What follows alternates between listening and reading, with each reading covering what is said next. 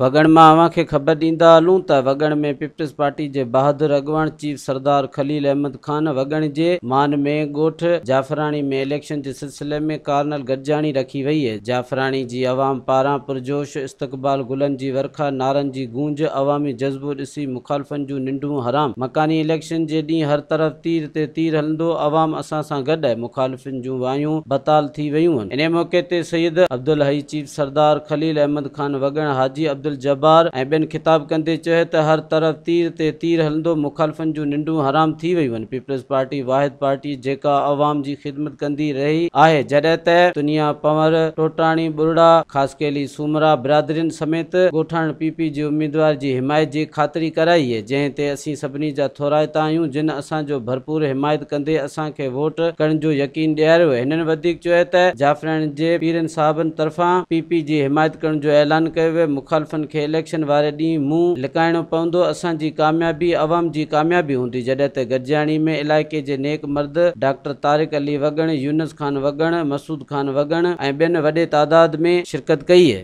बिल्कुलु दादा, इहो पंहिंजो हिन में असांजी फुल उहा कोशिशि आहे ऐं असांजे MP साहब सां मुंहिंजी हर वक़्तु हिन मसइले ते ॻाल्हि ॿोल थींदी आहे।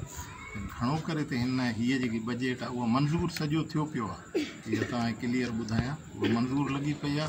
उन हिन बजट में इनशाला हुनजा पैसा थींदा, इन खां पोइ इहो शुरूआत थी वेंदी हिन कम जी। ऐं मंज़ूर बि हिते जेको आहे सो असांजो थोरो पाणी ॿाड़ो आहे त उहे कामयाबु न थी वञे, पोइ हेॾां पंहिंजो मूं घटाड़ जे भरिसां उन्हनि इहो चयो आहे त जिते घटाड़ जी आहे न उते मिठो पाणी आहे, उतां हेॾे छिके ईंदासीं इंशाअल्लाह। मज़ीद ख़बरनि ऐं तफ़सीलात लाइ विज़िट कयो असांजी वेबसाइट www.awamiNewsHD.com ऐं ॾिसंदा रहो अवामी न्यूज़ HD।